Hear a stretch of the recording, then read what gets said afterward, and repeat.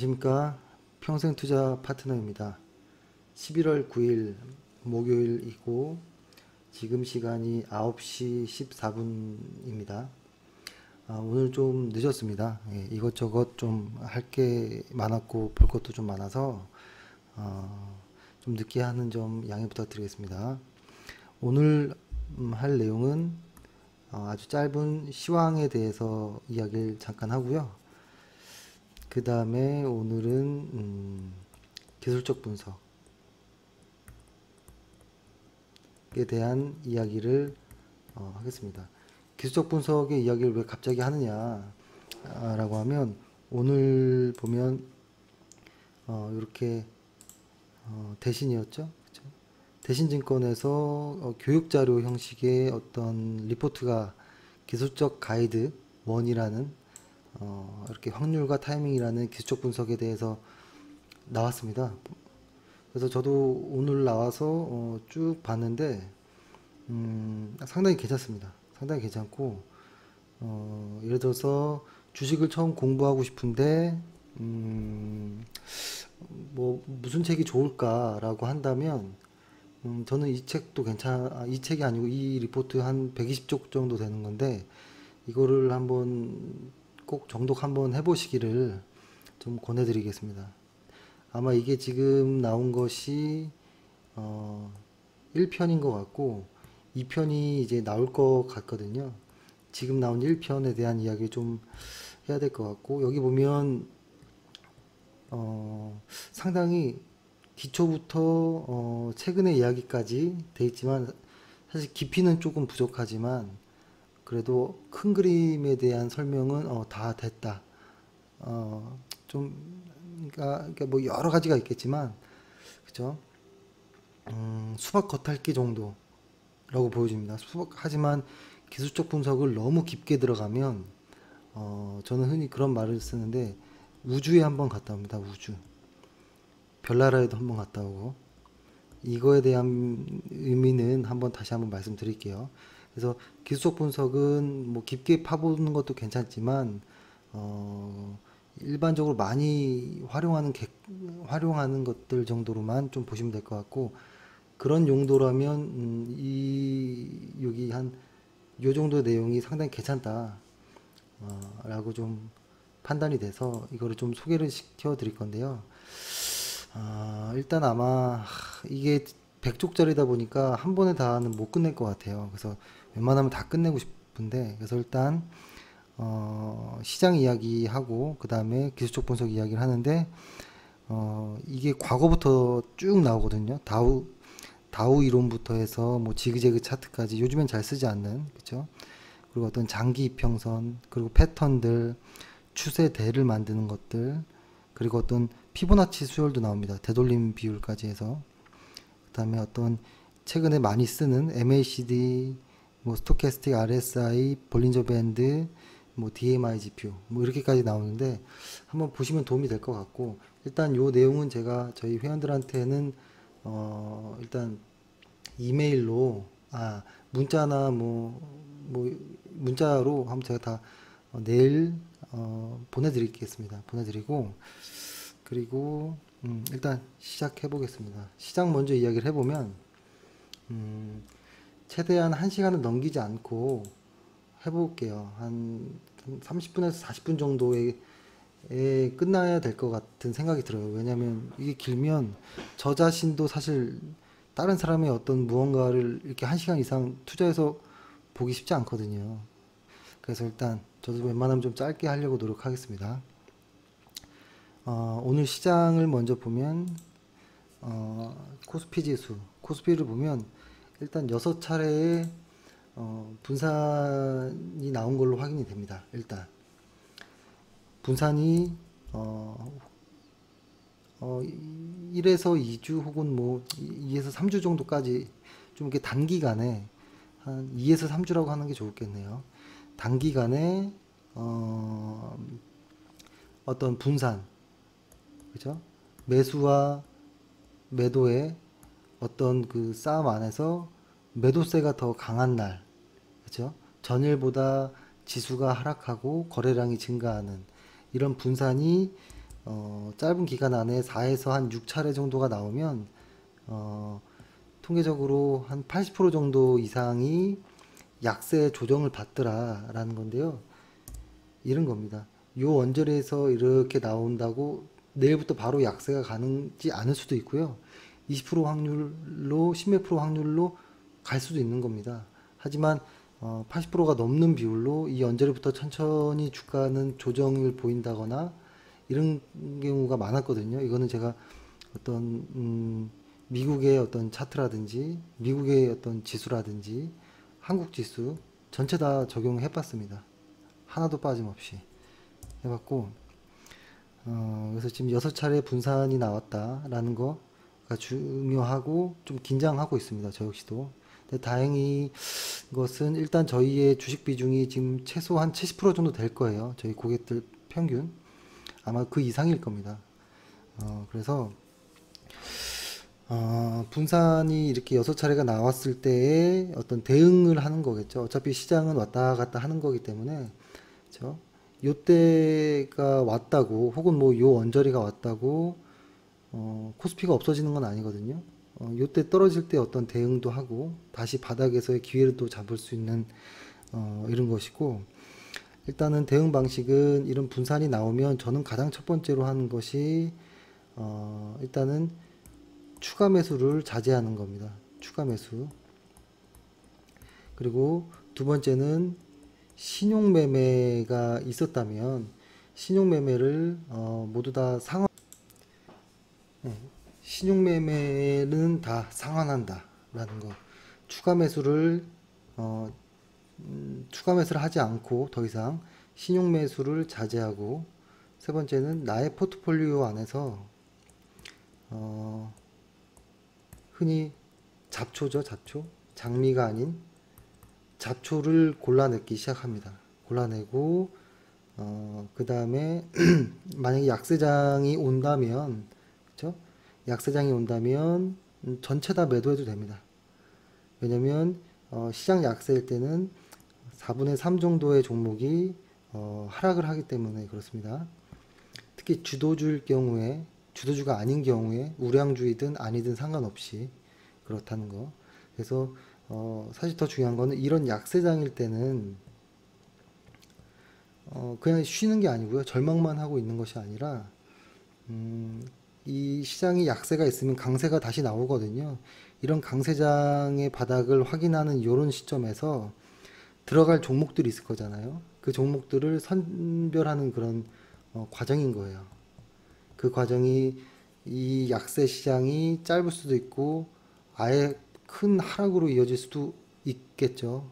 근데 지금 상황에서는 뭔진 모르겠지만 이런 상황이 안 올 수도 있겠지만 일단 분산 자체가 많이 이루어졌다라는 거에 좀 조심해야 된다라는 생각을 하고 최근에 이렇게 시장을 잘 한번 생각해 보면 지금 대형주들이 좀 쉬고 있다라는 느낌은 확실히 받죠. 대형주들이 쉬고 있고 그럼 지금 중소형주들이 좀 가고 있죠. 이 안에서 2차 전지 그리고 뭐 바이오, 신약 개발, 그죠? 이쪽이 좀 급등을 많이 보이고 있잖아요. 그리고 어떤 뭐 내수주라든가 그러니까 중국 관련한 소외주였던 중국 소비재 좀 이렇게 나눠져 있거든요. 근데 제가 지금 어떤 느낌을 좀 받냐면 지금 상당히 개인 투자자분들과 통화해 보면 많이 격양되어 있는 걸 좀 느끼거든요. 특히 이쪽 바이오 쪽에 묻지마 투자 정도의 어떤 느낌을 많이 받아요. 그리고 들어보면 종목도 아주 생소한 종목도 가끔 나옵니다. 그리고 이 종목 뭐지? 뭐 이거 뭐였더라? 이런 종목도 많이 갖고 있어요. 개인 투자자분들이. 그런 종목을 어떻게 알았을까 할 정도로. 그쵸? 그래서 이렇게 지금 혹시 이런 것들, 그러니까 보통 주도주들이 잠깐 쉬면서 소외되어 있던 것들이 반등할 때 어떤 약세장의 느낌이 좀 올 수도 있지만 최근엔 또 이런 생각이 듭니다. 하지만 이런 약세장일 때는 중소형주 중에서 실적 받침이 되는 어떤 코스닥에서의 좀 어떤 상승도 나올 수 있는 거 아닌가 이런 생각이 들어요. 왜냐면 이 지금 매수 주체들이 외국인들은 계속 사고 있었던 건 맞았었고, 그렇죠? 하지만 외국인들 역시도 어떤 대형주 위주의 매매가 많았기 때문에 상당히 많은 물량을 실어 놓은 상태예요. 그래서 물량이 많지 않다라는 거고, 외인 같은 경우에는 그렇고, 기관 같은 경우에는 계속 팔았거든요. 눈만 뜨면 팔듯이. 근데 기관이 팔았다는 건 개인 투자자들의 어떤 펀드 환매에 또 한 몫을 차지하고 있거든요. 그러다 보니까 기관이 더 이상 물량이 없어요. 하도 팔다 보니. 그렇다 보면은 기관이 놀 수는 없잖아요. 월급 받으면서. 그래서 물량을 담아 나간다. 기관과 연기금이 좀 담아 나갈 것인데, 연기금 역시도 주식의 비중이 상당히 높기 때문에 아마 내년부터는 주식의 비중을 뭐 10%까지 늘린다라고는 얘기하지만 아직은 아니고, 그렇죠? 그래서 실적이 좋은 중소형주 정도로 더 이상 물량이 많이 실려 있는 대형주가 아닌 중소형 쪽으로 좀 매기가 좀 쏠리는 것이 아닌가라는 생각이 들고, 이렇게 되면 자연적으로 대장주격인 지금의 시장이 이끌었던 대장주들이 좀 쉬어갈 수도 있겠다라는 생각을 합니다. 그리고 12월 말까지 아마 이번 연도까지는 중소형주, 그 중에서도 성장주 위주의 어떤 시장이 될 수도 있겠다. 성장주와 어떤 기대감으로 움직이는 투기주들, 신약 쪽의 일부 종목들을 말씀드리겠습니다. 그래서 이런 정도의 느낌으로 하반기가 마무리될 것인가 이런 좀 생각을 합니다. 지금 분산이 이루어지면서. 그리고 요건 요 정도로 일단 말씀드리면 될 것 같고, 그리고 기술적 분석의 요 보고서를 한번 보면 제가 이게 사실은 상당히 꺼려지는 부분이 많았습니다. 이거를 해야 될까 말아야 될까. 왜 그러냐면 기술적, 그러니까 흔히 기본적 분석이라는 것이 있고 기술적 분석이라는 것이 있잖아요. 기본적 분석이라고 하는 것은 기업의 어떤 내재되어 있는 가치를 주가와 비교하는 거죠. 그래서 그 회사의 가치가 10,000원인데 주가는 5,000원이다. 그러면은 이거는 저평가되어 있구나라고 해서 이렇게 이제 사는 방식이 많죠. 그 회사의 내재 가치를 통해서 주가를 이제 알아가는 과정인 것이고, 기술적인 분석은 차트로서 이제 매매를 하는데, 이 차트 안에는 이 주가라는 것은 기술적이든 심리적이든 그 모든 것이 반영되어 있는 것이다. 그러므로 어떤 실적보다 앞선 것이고, 혹은 뭐 그죠? 어떤 타이밍을 잡는 데 용이하고 뭐 이런 것들이 되겠죠. 근데 기술적 분석 같은 경우에는 오히려 더 객관적인 경우가 많습니다. 왜냐하면 회계상의 어떤 숫자, 그러니까 산수거든요. 더하고 빼고 하는 정도가 많기 때문에 하지만 약간의, 그러니까 100%뭐 객관적이진 않겠죠. 당연히. 예를 들어서 회계상 어떠한 항목을 넣느냐 맞느냐에 대한 어떤 논란도 있을 거고, 그리고 분식도 있을 거고, 그죠? 여러 가지. 그리고 어떤 약간의 흔히 이제 이 용어를 써도 될지 모르겠지만 마사지를 한다고 하잖아요. 그죠? 회계상의 어떤 영업이익이라든지 이런 것들을 어느 정도 마사지를 통해서 조금 높여줄 수도 있는 거거든요. 아주 큰 삼성전자라는 큰 회사도, 그렇죠? 영업이익을 높이기 위해서 볼펜이라든지 뭐라고 할까요? 포스트잇이라든지 이런 사무용품도 아낍니다. 그렇죠? 그래서 이런 기본적 분석 안에서의 이런 재료들을 100% 믿을 수 있느냐, 그리고 그런 보고서, 그런 것들을 자료를 통해서 만들어진 애널리스트들의 자료, 기본적 분석 관련한 자료들을 믿을 수 있느냐라는 반문도 할 수 있겠지만, 현재로선 그걸로 보는 거, 현재로선 그 자료들로 다 같이 보는 거거든요. 심지어 모른다 하더라도 현재로서는 어쩔 수 없는 방식이라는 거고, 그렇죠? 그런데 기술적 분석이라고 하는 것은 상당히 주관적입니다. 주관적. 어떤 자의성이 좀 많이 강조되어 있는 거죠. 왜냐면 어떤 추세선을 하나 긋더라도 이렇게 글 수도 있고 이렇게 글 수도 있고, 매물을 이렇게 표시할 수도 있고 저렇게 표시할 수도 있고, 그래서 상당히 조심스럽다라는 게 하나 있고, 근데 더 제가 망설이는 건 뭐냐면, 예를 들어서 기술적 분석이라는 어떤 내용을 예를 들어서 이런 일이 있었죠. 예전에 엘리엇 웨이브를 만들었던 엘리엇 파동 이론을 만들었던 그죠. 엘리어트가 자기가 쓴 어떤 그 내용을 다른 사람이 이거를 사용하지 못하도록 자기가 쓴 대로만 좀 활용하라. 뭐 이런 이야기를 한 적이 있었는데요. 그게 뭐냐면 그 어떤 기술적 지표의 어떤 기술적 어떤 분석의 것들을 자의적으로 해석하다 보면 오류가 발생할 수 있다라는 거예요. 그래서 지금 말씀드리려고 하는 이 책, 여기 그 책이 아니죠. 이 리포트에 나와 있는 기술적 분석 가이드를 보니 그런 느낌을 좀 저도 받았거든요. 역시 여러 가지 내용을 다루려고 하지만 수박 겉핥기 정도의 느낌밖에 안 났다라는 거예요. 왜냐면 더 깊게 들어가면 예를 들어서 원래 만들었던 사람, 그죠? 제럴드 아펠이 MACD라는 것을 이제 만들었는데 이것에 아펠이 만들었던 그 의미를 읽는 사람에 따라서 다르게 해석할 수 있는 거거든요. 근데 지금 만약에 제가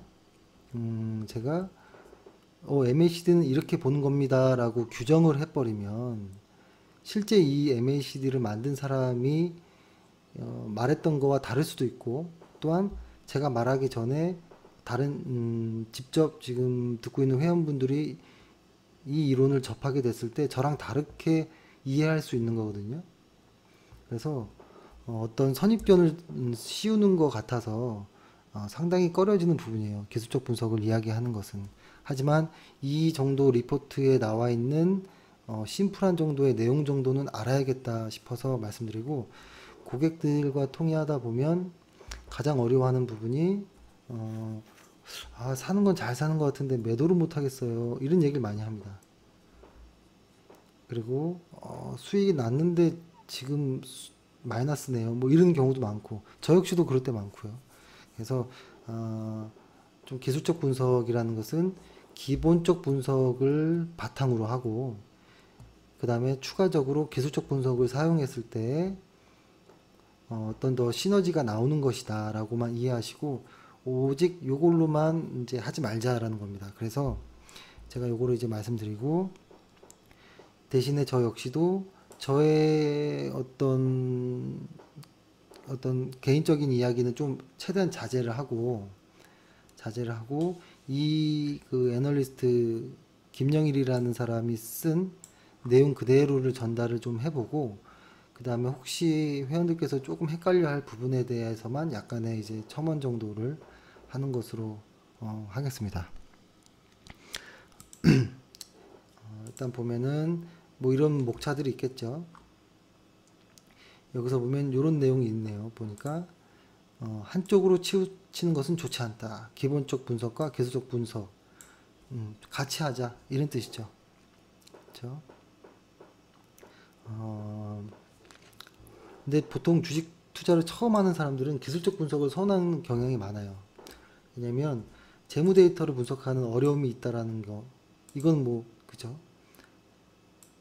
그래서 이런 건 조금 시대에서 나오는 그런 어떤 구조인 것 같아요.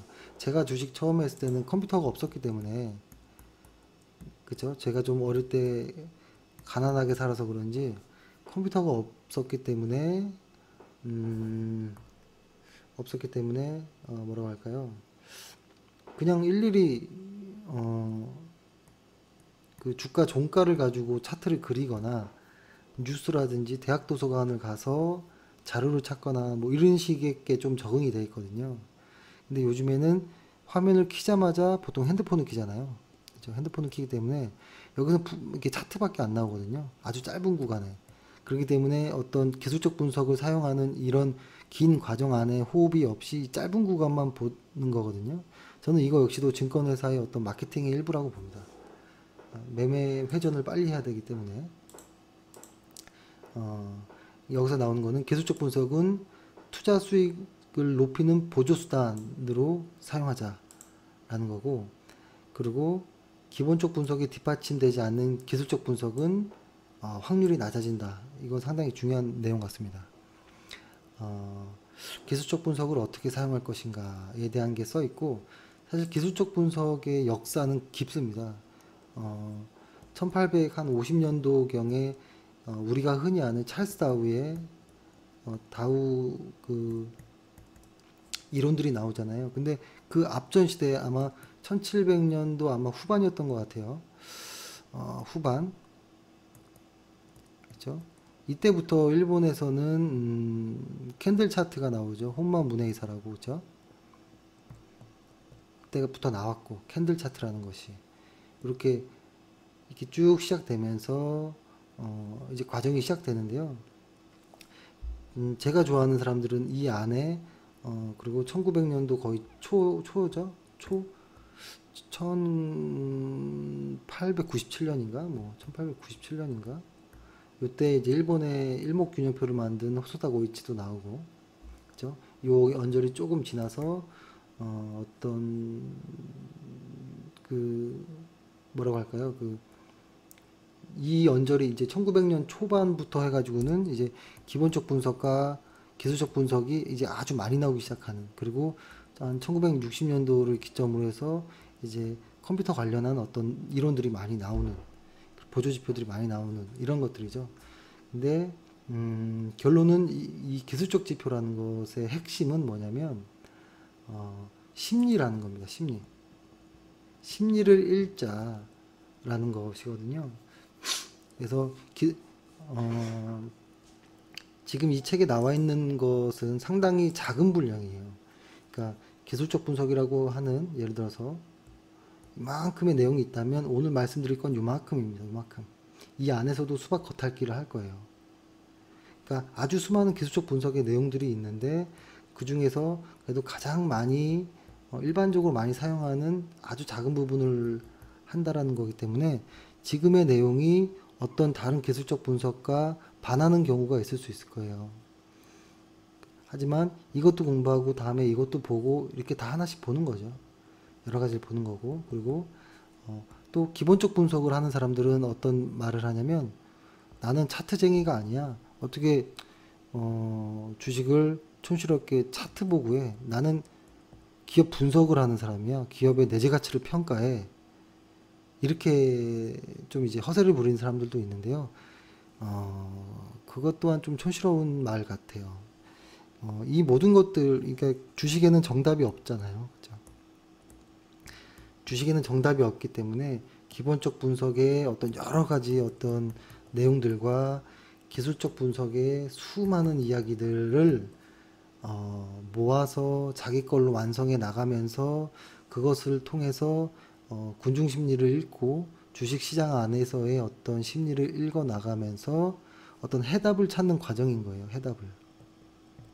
그 과정. 그래서 어떤 누구가 말하더라도 틀리다, 이거는 틀리다라고 표현할 수 있는 게 아니에요. 주식은. 그래서 고객이 나는 주식을 지금 한 달째 시작했습니다 라고 이야기를 저한테 하면서 저는 이런 식으로 주식을 합니다 라고 해도 저는 잘하시네요 항상 이렇게 얘기하거든요. 그게 뭐야 촌스럽게 이렇게 말 못해요. 왜냐면 그 사람이 사실은 주식 천재가 될 수도 있는 사람이고 그게 정답일 수도 있는 거거든요. 아무도 정답을 아직 찾아본 사람이 없어요. 주식엔. 그래서 주식이라는 거는 모두에게나 열려있는 시장이다 라고 좀 알고 계시면 될 것 같고, 정답을 찾기 위해서는 아마 몇십 년의 시간이 걸릴 거라고 느껴지고 죽기 전에 찾을 수 있을까라는, 그래서 주식이 매력 있는, 정답이 그냥 풀면 나오는 수학이면 재미없잖아요. 근데 그 누구도, 이 전 세계 그 누구도 아직 정답을 정답까지 가보지 못한 게 주식이거든요. 그죠? 왜냐면 국민학교를 나오든 박사든 그죠? 경제학 교수든 아직 정답을 못 찾았습니다. 노벨상을 받은 사람이라도. 그래서 아주 매력 있는 것이고, 그리고 하나만 더 이야기를 하자면, 과거에 노동으로서만 돈을 벌기로 마음 먹었다. 이런, 돈을 벌어야 된다. 흔히, 그러니까 땀과 돈을 동일시하는 경우가 있거든요. 그러니까 이것도 역시 시대마다 달라지는 것 같아요. 근데 지금은 여기다가 플러스 완전히 경계를 긋긴 뭐하고 과거의 어떤 노동, 어떤 돈 이거에다가 저는 플러스 자본이 또 돈이다. 그러니까 노동으로 인해 돈이 계속 굴러가는 게 한편으로는 계속 현금 흐름을 계속 넣어야 되는 거고 여기서 모여진 자본이 또 자본 스스로 굴러서 돈이 커져야 되는 거거든요. 이 두 가지를 같이 해야 되는 거예요. 그래서 주식의 기술적 분석과 기본적 분석에 어떤 경계선을 두지 말자라는 거. 그리고 가끔 어떤 고객분들도 나는 주식하는 거를 조금 부끄러워해. 뭐 이런 분들이 많아요. 왜냐면 예를 들어서 어떤 뭐 국회의원 출신이라든지 어떤 직을 관에 있던 분들이 특히 많이 그러시거든요. 좀 드러내놓길 창피하세요. 이건 뭐 나쁜 것이 아닌데. 그러니까 땀이 아니다라는 것에 대한 좀 그런 거가 있는 것 같은데 저는 전혀 그렇게 생각하지 않고 땀과 어떤 기술이 모여서 자본을 이제 만들어야 된다라고 생각합니다. 제가 오늘 서론이 좀 길었습니다.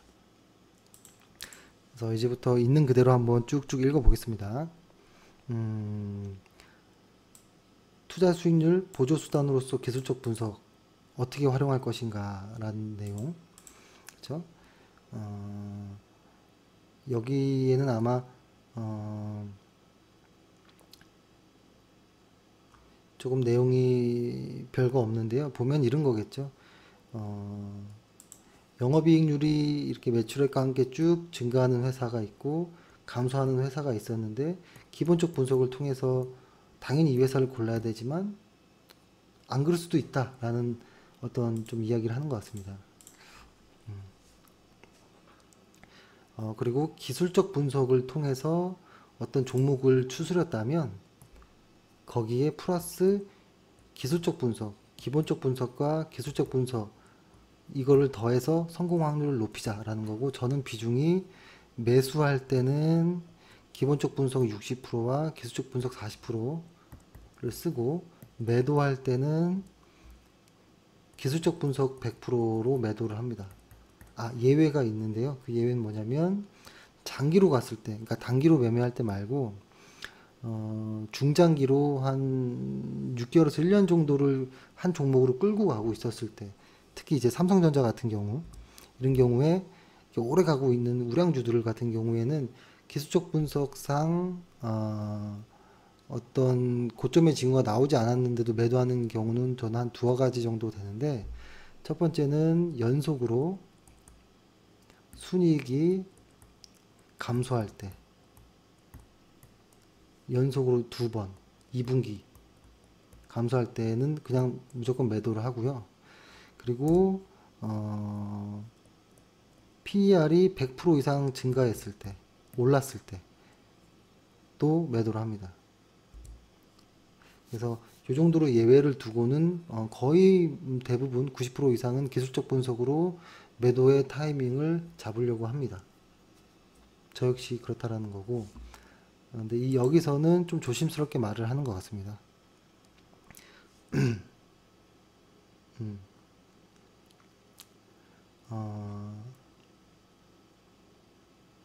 그리고 여기서는 보니까 뭐 여러 가지 내용을 설명하겠다 정도의 이야기로 보면 되겠습니다. 그래서 의미 있는 전 이 말 상당히 좋은 것 같아요. 좋은 물건은 싸게 사야 하지만 안 좋은 물건은 아무리 싸도 살 필요가 없다. 좋은 말인 것 같습니다. 그죠? 이게 맞는 말이에요. 기술적 분석의 목적은 더 많은 수익을 얻는 것이 1차적인 목적이 아니라 손실을 줄이는 것에 첫 번째 목적이 있는 거예요. 손실을 줄이는 거. 그런 거죠. 과거에 보면 과거의 어떤 위험한 순간들을 표시한 것이죠. 그리고 그러니까 앞부분은 그냥 이런 좀 대략적인 이야기들이 나와서 제가 이런 것들은 좀 패스를 해볼게요. 음,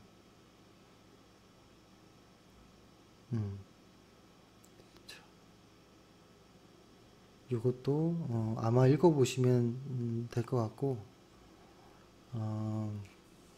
이런 게 있겠네요. 그죠? 기술적 분석에서 추세를 판단하는 방법은 이렇게 요약할 수 있다. 사실 더 많아요. 훨씬 많죠. 이건 아주 제가 아까 말씀드렸던 아주 작은 부분. 다우 이론, 지그재그 차트, 선형 회귀, 가격 등락 비율, 그렇죠? 이동평균선 이것들에 대한 내용이 이제 뒤에 나온다라는 겁니다. 요거에 대한 어떠한 장단점을 적었는데요. 이 장단점 역시도 사실은 선입견일 수 있습니다. 하지만 이 애널은 이런 생각을 하고 있구나라고 하면서 보시면 될 것 같고 한번 볼게요. 일단 지그재그 차트. 사실은 지그재그 차트라는 것은 제가 순서상 이게 먼저 나오면 조금 헷갈리실 것 같고 좀 넘겨서 다우의 이야기를 먼저 하면서 시작을 해볼게요. 자, 다우의 어떤 그 주요한 어떤 추세, 주추세, 그죠? 그러니까 추세라고 하면은 흔히 뭐라고 할까요? 방향, 그죠? 그 다우가 말하는 방향은 아주 심플합니다. 찰스 다우가 하는 이야기는 이런 겁니다. 제가 자주 설명 들었었던 거.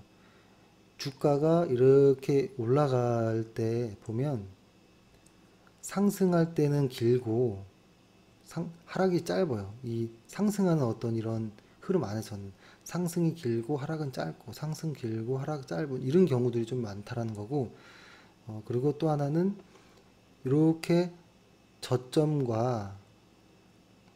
계속 높아지는 거예요. 고점과 고점도 계속 높아지고 근데 거꾸로 이게 역전이 되면 하락이라는 거예요. 이렇게 여기 고점을 높였어야죠. 원래는 이렇게 높여서 가야 되잖아요. 근데 하락은 이렇게 간다는 거죠. 너무 당연한 거잖아요. 그렇죠? 상승, 하락, 못 넘어가고 여기를 못 넘고 이렇게 된다라는 거. 이렇게 빠진다라는 거. 이게 전부입니다. 다우가 이야기한 것에 근데 여기 안에서의 어떤 심리들과 이런 것들을 이야기를 하는 거죠. 근데 이런 것들은 다 알지만 막상 내가 들어가면 뭔가 잘 안 보입니다. 왜냐면 이걸 보통 일간 차트로 보기 때문에 그런데요. 일간이 아닌 주간으로 그러니까 모르면 하나 더 위에 상위로 와야 돼요. 예를 들어서 일간 차트로 보다가 모르겠다 추세가 안 보여 이러면 주간 차트로 와서 보시고 주간이 안 보이면 월간으로 보시고 월간이 안 보이면 연간 차트로 보시면 돼요. 근데 보통 거꾸로 하죠. 일간 차트로 하다가 좀 잘 어렵다 이러면 갑자기 30분봉 차트를 보고 5분봉 차트를 보고 이렇습니다. 이렇게 하지 마시고 이런 일간의 어떤 일중 변동은 좀 무시하셔야지 좋을 거예요. 이렇게 5분마다의 주가를 확인할 정도라면 그거는 이제 주식이 아닙니다. 거의 그거는 이제 어떤 오락이라든지 어떤 뭐 도박이나 마찬가지거든요. 그리고 이동평균선이라는 것도 그래요. 보면 5일 이동평균선으로 봤더니 너무 어렵다. 20일, 60일, 120일, 뭐 200일 이런 식으로 큰 이동평균선을 보세요. 그러면 추세가 더 잘 보일 겁니다. 그렇죠? 여기서 말하는 다우의 어떤 추세, 대추세, 고점과 저점의 상대적 위치 요거를 보는데 보통 저는 큰 추세를 볼 때는 저는 주로 월간 차트를 보고요. 월간 차트를 보고 월간 차트 상에 나타나지 않는 조금 디테일한 것을 보기 위해서 주간 차트와 주간 차트상 거래량을 같이 봅니다. 그리고 이제 매수를 하려는 그 시점에는 일간 차트를 확인하죠. 이렇게 일간 차트와 거래량 이렇게 확인하는 거고, 이런 대추세는 월간 차트상으로 보는 게 더 잘 보일 거예요. 이걸 한번 보면 이런 모습이 나와 있죠. 하락하던 종목이 주가가 반등을 하는데 이제 하락을 멈추고 반등을 하는데 요 하락이 밑으로 더 깨지 않았다라는 거예요. 그러면서 저점을 높이는 이 과정이라는 거고, 요 라인 때 매수를 하자라는 것이에요. 다우는 이거는 제가 많이 이야기를 했죠. 한번 이렇게 내려갔던 주식이 첫 번째는 쉬고 두 번째 고점을 저점을 높이고 들어갈 때 1차 매수, 2차 매수 이렇게 하자라고 말씀드렸잖아요. 같은 논리입니다. 근데 이것을 뒤집으면 매도의 타이밍이 나오는 거겠죠. 지금이 매수의 타이밍이라면 매도의 타이밍. 제가 이걸 다 실사례로 다 표현해 드릴게요. 일단 한번 이론적인 것만 한번 보십시오. 다우 이론이 이렇다는 겁니다. 사실 다우 이론에 보면 이 안에 이때는 거래량이 어떻게 실리고 거래량이 어떻게 움직이고 이런 것들이 나오거든요. 근데 이건 정말 심플하게 간 것 같아요. 그죠? 그렇게 해서 하락하던 주가가 하락을 멈추고 저점을 높여서 올라갑니다. 또 저점을 높여서 올라가는데 여기서 이 고점을 못 뚫고 이렇게 내려오게 될 때, 요 전 저점을 깰 때, 이때가 매도 타이밍이라는 거죠. 다우는. 근데 아마 여기서 매수를 했다면 여기서 매도하는 게 같은 논리거든요. 같은 논리예요. 논리가 맞으면 좋아요. 이렇게. 하지만 보통 고점에서 사고 싶어 하죠. 여기서. 그리고 저점에서 매수하고 싶어 하는. 요거에 대한 어떤 것만 없으면 주식하는데 훨씬 마음이 편안합니다. 흔히 무릎에서 사서 어깨에서 팔자라고 한 그런 내용과 같은 말이죠. 그래서 사실 요 정도 왔으면 다우에 대한 이야기는 거의 들은 겁니다. 근데 여기에 대한 단점의 한계를 이야기하죠. 그렇죠? 어떤 자의적 판단, 그렇죠? 어떤 본인의 어떤 주관이 들어갈 수 있다라는 그런 것들이 좀 되겠죠. 그리고 이렇게 보면 한계점들도 이렇게 나와요. 보면 보세요. 여기서부터 한번 제가 디테일하게 한번 그려볼게요. 따라가면서 하락하던 종목, 이건 지금 코스피입니다. 코스피가 하락을 멈추고 올라가면서 이렇게 가는 거죠. 그렇죠? 이제 저점과 고점을 높이죠. 여기서 빠지죠. 근데 보면은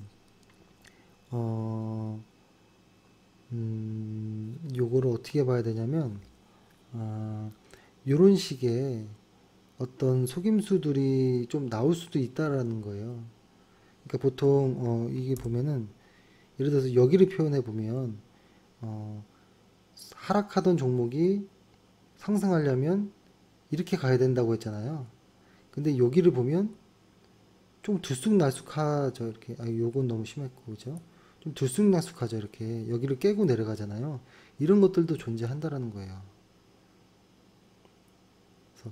그래서 어떤 100%는 없다. 기술적 분석에 100%라는 건 없다. 정답은 없다라는 거 항상 염두에 두시되 시작을 해보자라는 거고, 그것을 어떤 이렇게 볼게요. 제가 이거를 월간 차트로 보는 겁니다. 이렇게 제가 지금 주간 차트네요. 제가 월간 차트를 한번 펴볼게요. 월간 차트 상에 삼성전자를 펴놨어요. 그죠? 여기에서도 추세를 다우처럼 추세를 그려보는 거예요. 한번 여기서부터 해볼까요? 올라왔고 저는 좀 크게 보거든요. 내려가고 올라가고 저는 좀 러프하게 좀 크게도 그립니다. 근데 여기서부터는 조금 의미가 있죠. 계속 이렇게 내려가고 있죠. 이렇게. 근데 여기에서 시작이 된 거예요. 여기에서 저점을 높여주는 2단계. 여기가 매수 시점이었다는 거예요. 여기 가격대가 130만 원대였거든요. 이런 모습이라는 거죠. 근데 여기에서 또한 어떤 좀 자의적인 어떤 의견들이 들어갈 수 있다. 그래서 그것들의 단점을 보완한 게 지그재그 차트라는 건데, 이것은 사실 요즘 잘 안 써요, 사람들이. 근데 저는 이거 써요, 가끔. 하지만 그렇다고 뭐 남들이 보는 데서 대놓고 쓰고 이러진 않고, 좀 보고 있다가 추세가 좀 잘 안 보인다 이러면 한 번씩 깔아서 보긴 합니다. 한번 보여드릴게요. 일단 지그재그 차트라는 것은 이거를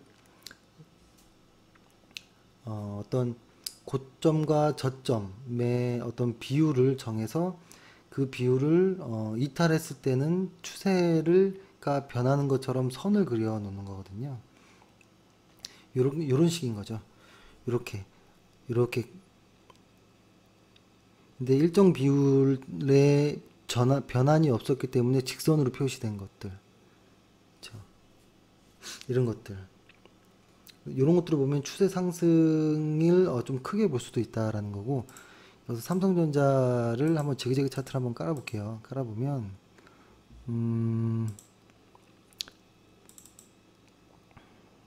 여기 잘 안 보이니까 키워볼게요. 색깔을.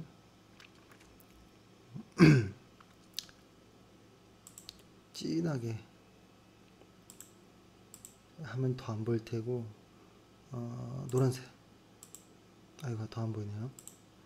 그냥 파랗게 하겠습니다. 이렇게 추세를 그린다는 거예요. 자, 이렇게. 현재까지는 삼성전자가 추세를 깨진 않았다. 그럼 한번 궁금한 종목을 한번 봐볼까요? SK하이닉스.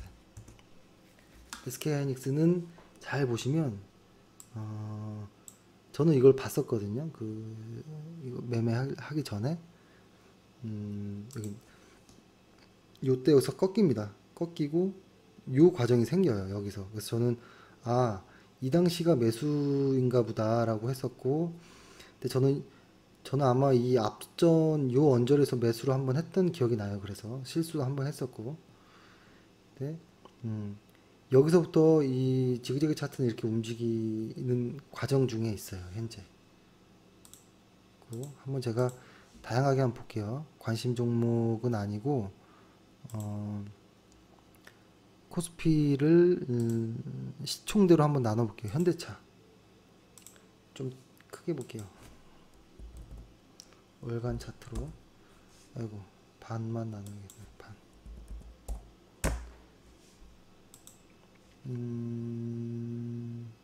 이 정도만 볼까요? 이게 잘 안 보이죠? 제가 이거 좀 잘 보이게 세팅을 해볼게요.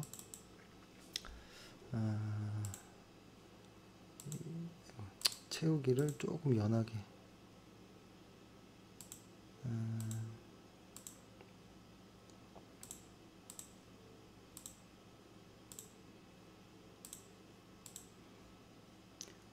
그리고 아마 지금 제가 이렇게 하는 것은 아주 기초예요. 기초기 때문에 조금 주식을 조금 하셨다라는 분들은 이 방송 보시지 않으셔도 좋습니다.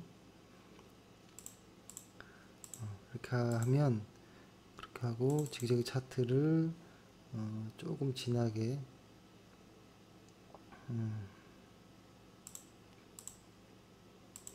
사실 이게 원래 요 순서값을 변경할 수가 있거든요. 원래 차트 정렬을. 근데 요거는 제가 잘 모르겠어서 제가 컴맹이라고 했잖아요. 그렇죠?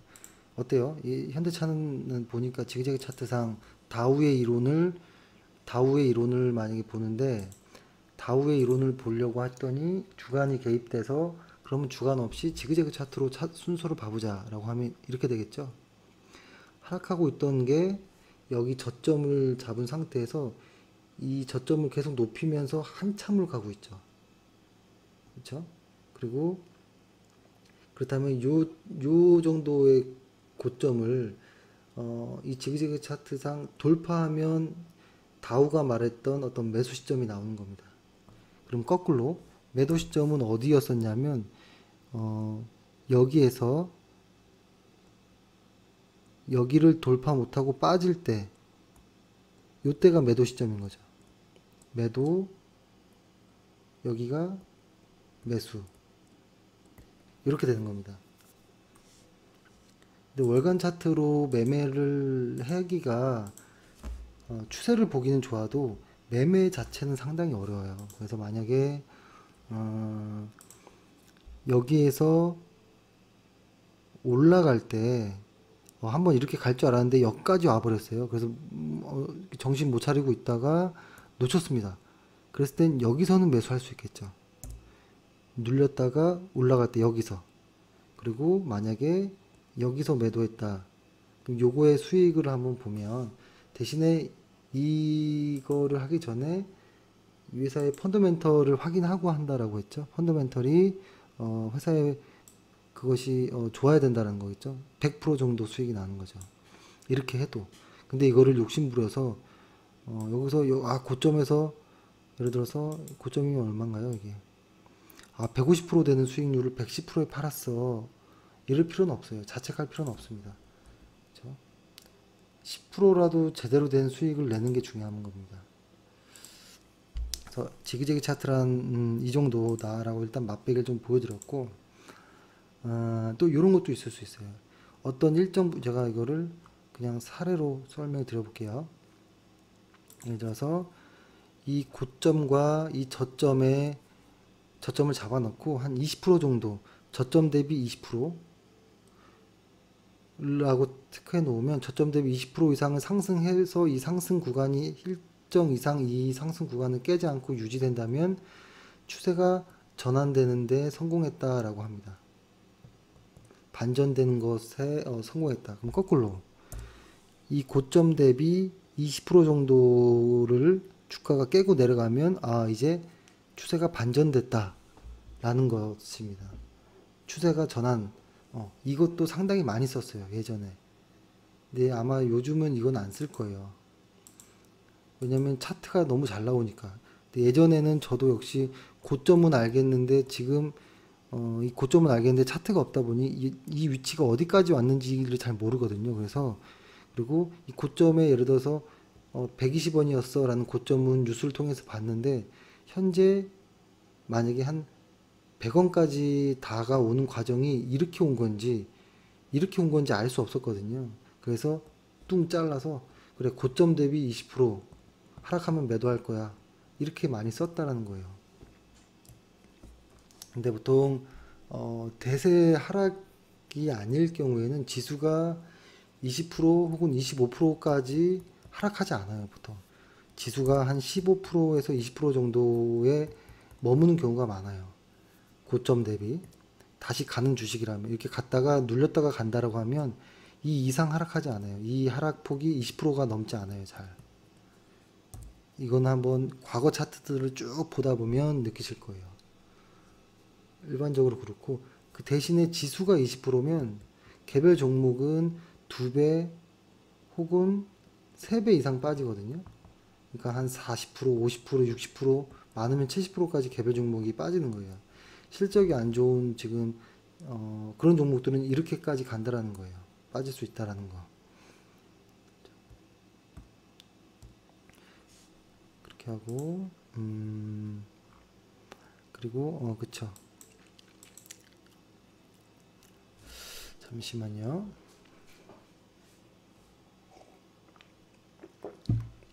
이게 상당히 중요한 말이에요. 사실은 1, 2개월 안에 유지를 해야 된다는 거예요. 예를 들어서 하락하던 종목이 상승을 보였는데 이 고점 대비해서 한 20% 올라왔거든요. 올라온 상태 이 구간을 한두 달은 버텨줘야지만 이제 가겠구나, 추세가 전환됐구나 라는 거예요. 한두 달 이상 버텨준다는 거. 아니고 다시 빠지는 거는 하락 중에 잠깐 반등일 경우가 높아요. 그래서 이런 것들을 항상 체크해 보셔서, 지금 현대위아 같은 경우는 계속 하락 중에, 그쵸? 이렇게 돼 있는 거거든요. 현대위아는 어떻게 해야 될까요? 제가 현대위아 한번 차트 보여드릴게요. 저희 회원들 중에 좀 많이 들고 있고, 저 역시 현대위아를 좋아하기 때문에 이런 모습 어떻게 돼야 될까요? 이거를 한번 그려보면,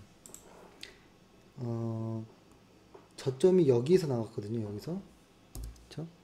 그러면은 예를 들어서 주가가 이렇게 빠졌어요. 빠지는 게 멈춘다면 한번 올라가고 쉬고 이렇게 갈 때 여기서 매수하는 거죠. 그래서 앞으로 몇 달간은 매수 타이밍이 안 나올 가능성이 높아요. 그렇죠? 그래서 이런 것들을 성급히 들어갈 이유는 없어요. 아직. 그러니까 보유한 사람이라면 버티는 게 맞겠지만 신규 매수는 할 필요가 없죠. 지금. 왜냐면 이렇게 빠지던 게 이렇게 돼야지 매수인데, 여기가 이렇게 또 빠질 수도 있는 거거든요. 그리고 기간적으로도 이렇게 빠져서 올라갈 때 한 20% 정도가 올라간다고 했잖아요. 이 20%를 그냥 가라고 냅두는 거예요. 하락하던 종목이 반등을 할 때 이 길이가 이게 한 20% 정도 상승한다라는 거죠. 이 기간을 한두 달 버텨줘야지 그 다음부터는 인정한다라는 거예요. 추세 전환을. 그러면 지금 현대위아 같은 경우는 이 구간인지 요 구간인지는 알 수 없지만 앞으로 적어도 한 두 달의 기간 혹은 이 구간까지 하면 한 세네 달 정도는 총 매수할 일이 없겠다라는 생각도 들기도 합니다. 하지만 어떻게 될지 모르죠, 시장은. 일단 그런 그냥 기본적 분석으로 상상을 하는 겁니다. 일단 그렇구나. 그러면은 하나만 더 말씀드려보면, 왜냐면 이론보다 실전 사례가 많아야 되니까, 제가 저번에 말씀드렸던 금호타이어도 한번 볼게요. 금호타이어는 제가 언제 어떻게 매수하자라고 이야기 들었잖아요. 지금 이제 요 자리 왔죠. 요게 떠야죠. 요때 매수하는 거예요. 요때 아직 기다려야 됩니다. 그렇죠?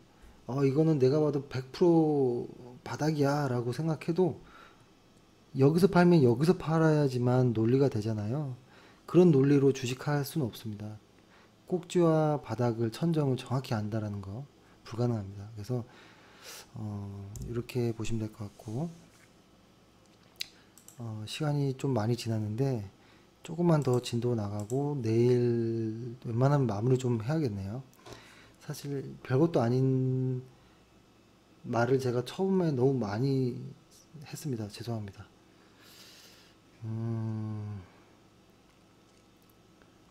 제가 그 다음에 나온 것 어떤 지그재그 차트의 어떤 단점을 보완해서 그 다음 많이 썼던 게 이동평균선이에요. 이동평균선을 한 획일 그었던 그랜빌도 있었죠. 그랜빌도 있었지만 그런 느낌에서 이동평균선이 나왔다라는 걸 알아두셔야 돼요. 이동평균선이 나오는 어떤 그 과정을 알면 이걸 어떻게 써야 되는지도 알 수 있는 거거든요. 예를 들어서 주식이 이렇게 올라가요. 올라가는데 그러니까 이게 지금 차트로 보면 보이는 거지만 차트가 없이 산다라고 해보세요. 만약에 한 5달 전에 주식을 여기서 샀습니다. 근데 지금 이제 11월 달이잖아요. 차트가 없으면 이 감이 없는 거예요. 감이 없기 때문에 여기들의 어떤 뭐 월간 차트상의 저점들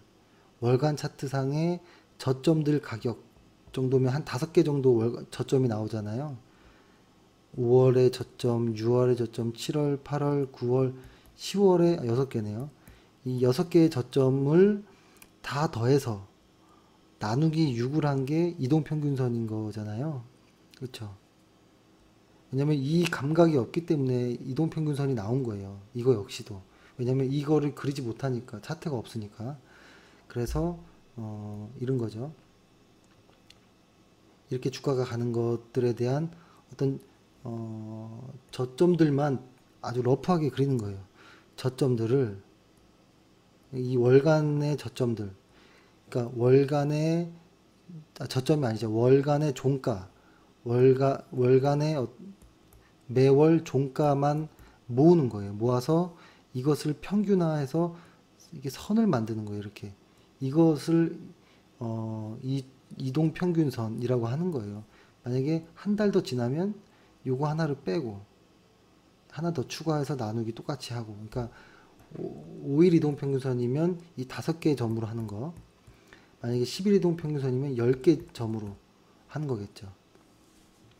그래서 그런 개념으로 이게 나왔다라는 거예요. 이동 평균선 자체가. 그러니까 이동 평균선이 지금처럼 어떤 상승 추세를 보기 위해서 뭐 이렇다라기보다 이 종가라는 게 핵심인 거예요. 이 종가는 그러니까 이 몇 개월간의 종가의 평균이라는 거는 이 시간, 이 5월 달부터 11월 달까지 산 사람들의 평균 단가를 말하는 거예요. 평균 단가. 그러면은 요거에 대한 이동평균선을 구했더니 내 주가가 이 위에 있다, 이 평균 단가보다 아래에 있다, 이거를 파악하기 위해서 이동평균선을 쓴 거예요. 저 역시도 그렇게 해봤고. 그래서 지금 생각하는 이동평균선의 그런 논리가 아닌 거예요. 개념이. 이동평균선을 지지와 저항으로 쓴다든지 이런 방식에서 시작됐다라는 게 아니에요. 그리고 또 하나는 그러면 이렇게 되겠죠. 한 60개월의 이동평균선이 있어요. 60개월 간의 종가를 쭉 더한 다음에 나누기 60으로 했더니 이 평균선이 나온 거예요. 그러면 단기 이평선 해서 뭐 예를 들어서 한 10개월의 이평선 하면 이 최근의 이평선이겠죠. 한 10개 정도의 이평선. 그렇죠. 그래서 이 장기 이평선과 단기 이평선의 평균의 평균 이평선의 평균값을 구하는 게 왜 중요해졌냐면 이 논리죠. 장기 이평선과 단기 이평선의 평균 단가를 알아보는 거예요. 그러니까 오래전에 산 사람의 평균 단가가 10,000원인데 1,000원인데 단기 이평, 그러니까 최근 단기에 산 사람의 단가는 12,000원이다. 이 의미를 알아야 돼요. 1,200원이다라는 의미. 그러면 이평선은 장기가 이렇게 되고 그 위에 단기가 올라와 있겠죠. 이거를 흔히 정배열이라고 하는 거고, 그렇죠? 이 의미는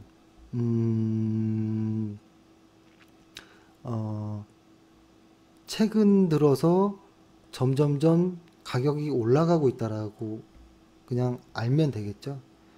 가격이 떨어지고 있다라는 거는 이 단기 이평선, 단기 평균 단가가 800원이거나 뭐 700원이면 이 장기의 평균 단가보다 밑으로 떨어지면 주가가 하락하고 있구나. 이걸 느끼는 겁니다.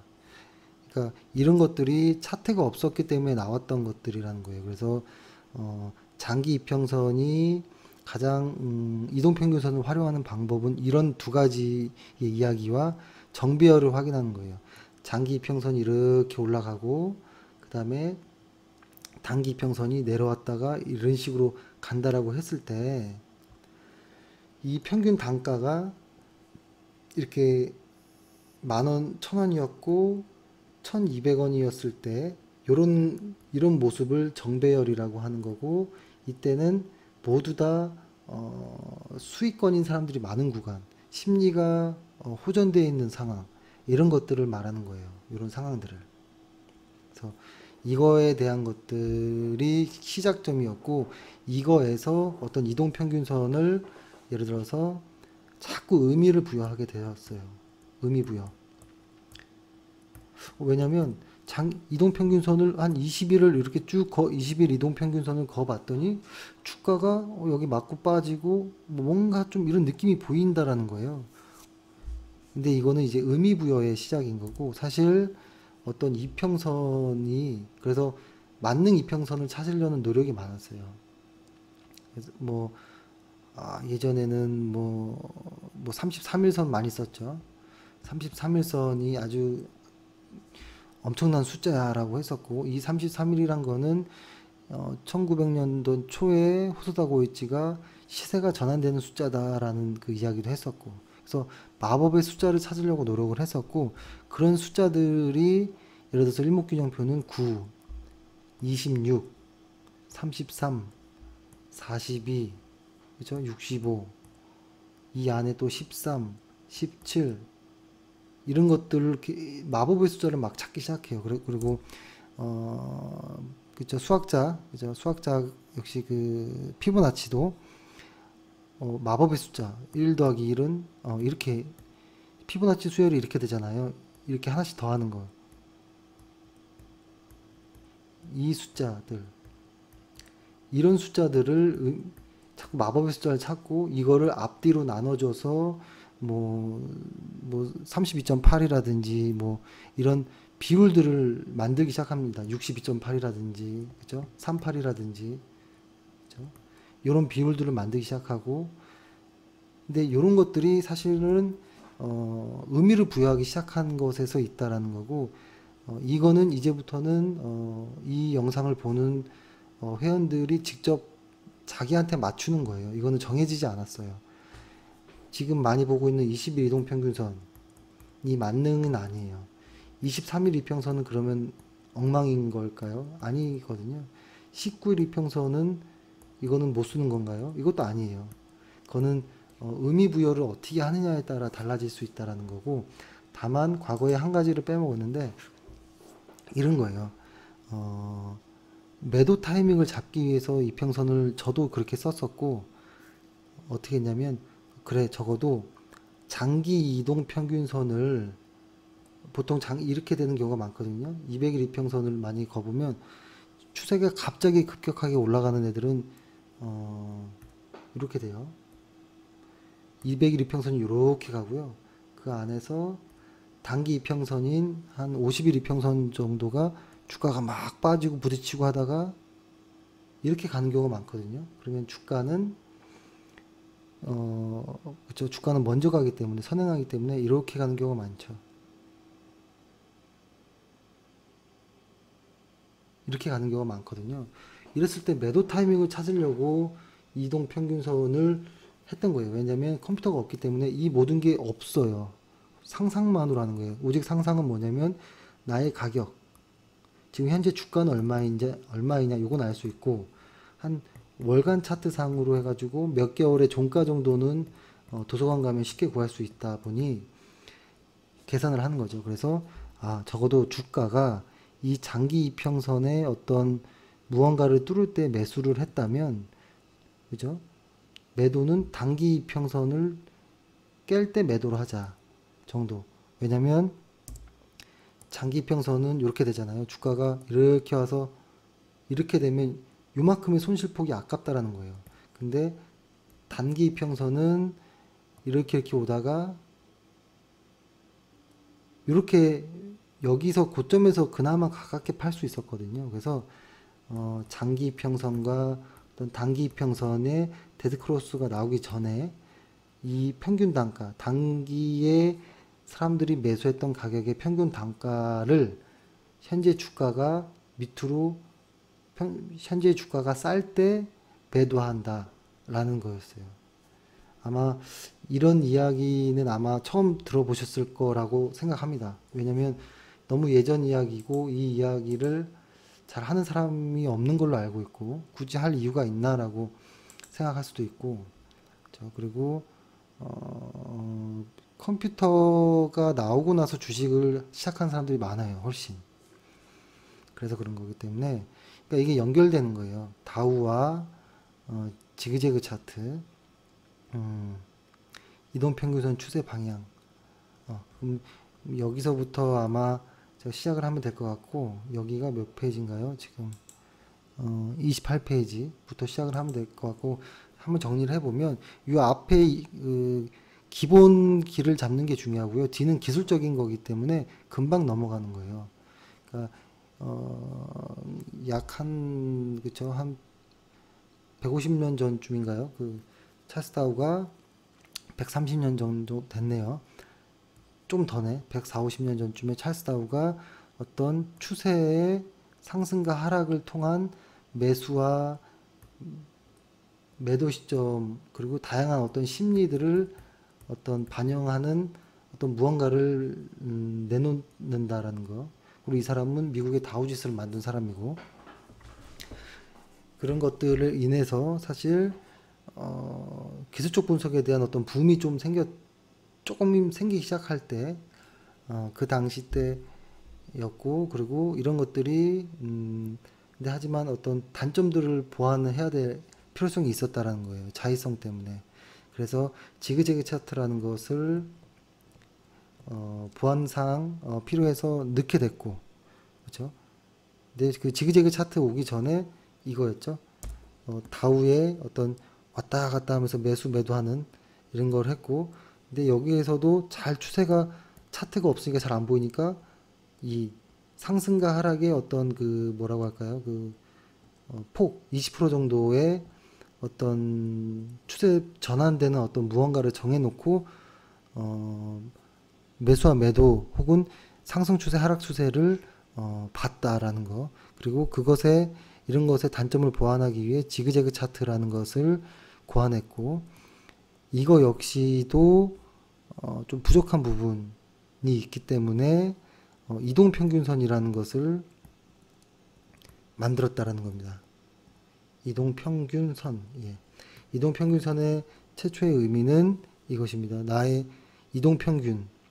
어떤 예를 들어서 5일 이동평균선이라고 하면 5일 동안의 종가의 평균 값.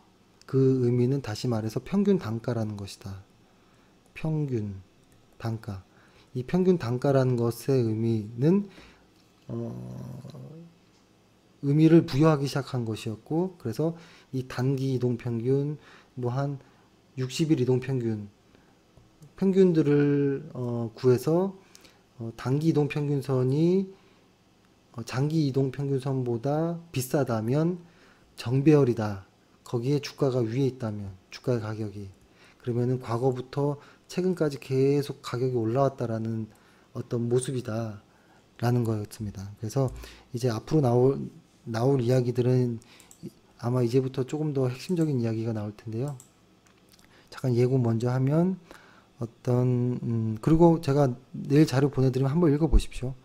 어떤 패턴 이평선을 어떻게 매수 매도 하는지 이평선의 매수 매도 하는 방법들 그리고 전형적인 패턴의 모습들 쌍봉 뭐 헤드앤숄더 패턴 추세선을 어떻게 긋는지 이제부터 나오기 시작하거든요. 그 다음에 뭐 기술적 지표 MACD를 어떻게 활용하는지 이런 것들은 계속 이렇게 역사적으로 이렇게 흐름대로 공부해 나가시는 게 가장 좋아요. 그래서 이 책 상당히 이 리포트 상당히 괜찮고 괜찮다라는 겁니다. 그래서 지금 분산이 이루어졌고 시장에서 분산이 이루어졌기 때문에 지금부터는 기술적으로 매도를 대응해야 되는 시기다. 그래서 이 리포트의 시의성은 상당히 좋았다라고 저는 느껴지고 지금 구간에서 이 매도하는 어떤 기술적인 방법을 설명을 해야겠다라는 생각으로 좀 길지만 아주 고리타분한 이야기부터 좀 시작을 했습니다. 그러면 내일은 28페이지부터 해서 시작을 하겠고요. 긴 내용 또 들어주셔서 감사하고 내일 맞아 이거를 좀 해보겠습니다. 그리고 오늘 고생하셨습니다. 감사합니다.